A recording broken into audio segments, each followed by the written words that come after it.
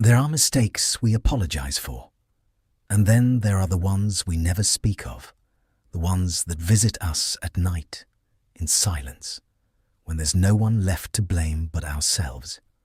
You replay it, again and again, not to understand it, but to punish yourself for it.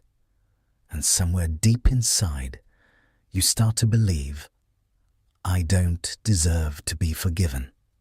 Self-forgiveness is one of the hardest things a human being can do.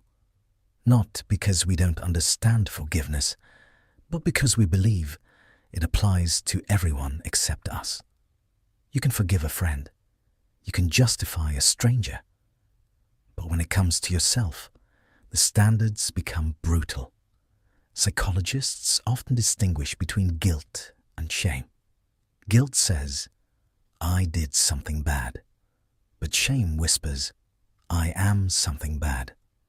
And once you cross that line, forgiveness stops feeling like healing and starts feeling like betrayal.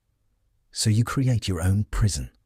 You replay conversations, rewrite scenarios, imagine better versions of yourself, versions that didn't fail, didn't hurt someone, didn't make that one decision.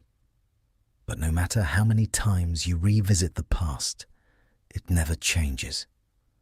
Because the real conflict isn't with what happened, it's with who you believe you are because of it. And that's why time doesn't heal it. Time only buries it, until something small brings it all back again. Psychologist Leon Festinger called this cognitive dissonance, the discomfort we feel when our actions don't match who we believe we are. You thought you were a good person, and then you did something that doesn't fit that identity. So your mind tries to resolve the conflict, not by forgiving yourself, but by punishing yourself.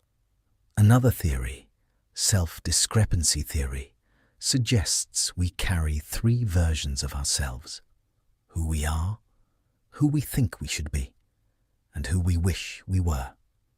And when the gap between them becomes too large, we suffer.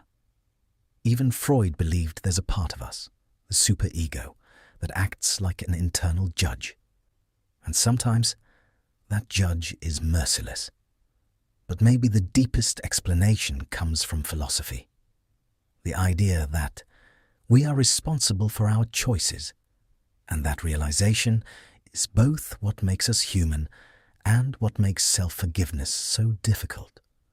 So how do you forgive yourself when you still remember everything? You are not the worst thing you've done. You are a person who once made a mistake. Research by Kristen Neff shows that people who treat themselves with compassion are more likely to grow, not less. Beating yourself doesn't make you better. It only makes you stuck. Not everything can be fixed. Not every apology will be heard. Not every past can be rewritten. And maybe forgiveness begins where control ends. Growth is not about erasing the past, but using it. Let your mistake become a boundary, a lesson, a turning point. Maybe self-forgiveness isn't about forgetting what happened.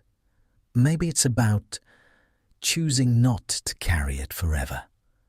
Not because you deserve it, but because you're still here, still breathing, still becoming.